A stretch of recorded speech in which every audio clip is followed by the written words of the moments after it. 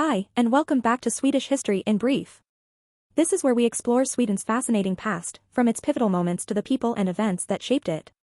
Today, we're diving into the story of how Sweden's government developed over the centuries.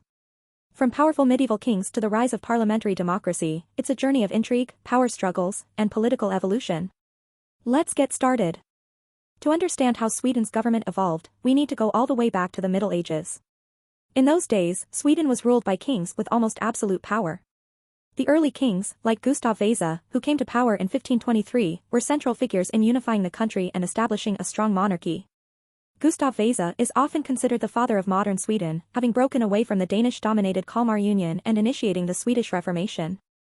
Gustav Vasa established a centralized government and expanded the role of the monarchy in Swedish life. Over the next few centuries, Sweden's kings wielded great power, controlling laws, taxes, and foreign policy.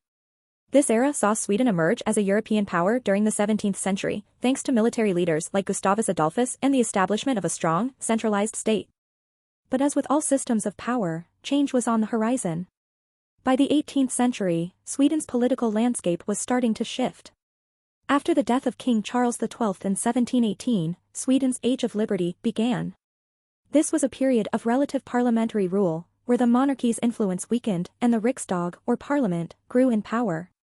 And here's where things get really interesting. This era saw the rise of political factions, the most famous being the Hatarna and the Mazorna, or the Hats and the Caps. The Hats were a pro-war, pro-aristocracy faction, while the Caps were more peace-oriented and focused on economic reform. This period of factional politics was unique for its time, and while it wasn't exactly the political parties we know today, it was a key step toward parliamentary democracy. Despite the Riksdag gaining more influence, this period wasn't without its challenges.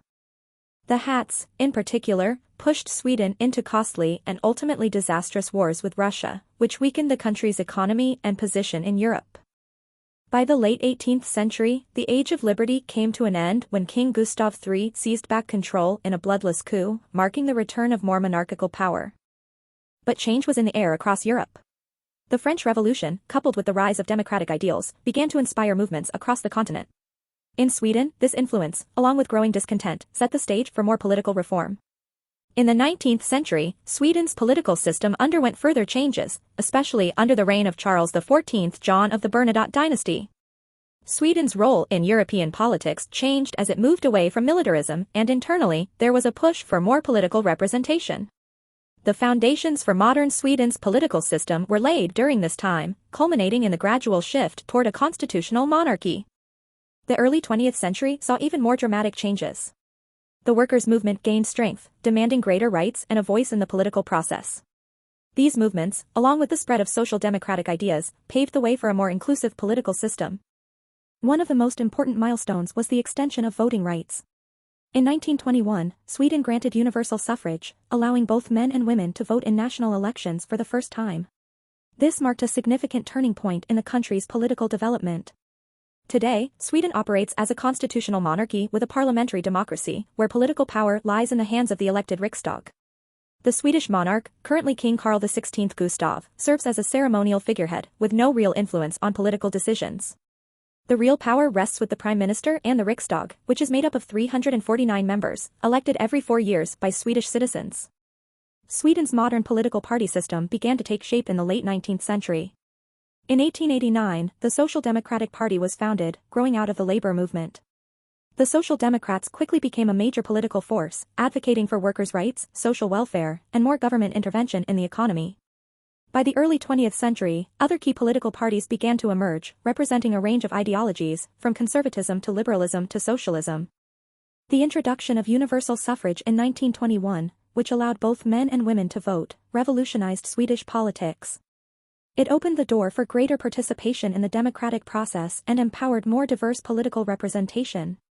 Since then, Sweden has become known for its multi-party system, where multiple political parties compete and often have to form coalitions to govern effectively. Sweden's multi-party system is one of its defining features. Today, the major political parties include the Social Democrats, the Moderate Party, the Sweden Democrats, the Center Party, the Left Party, the Christian Democrats, and the Liberals, among others. No single party has held a majority in the Riksdag in recent times, meaning coalition governments are the norm. This system ensures that a wide range of political voices are heard and helps maintain a balance of power. Coalition governments may be complex, but they're key to Sweden's democracy.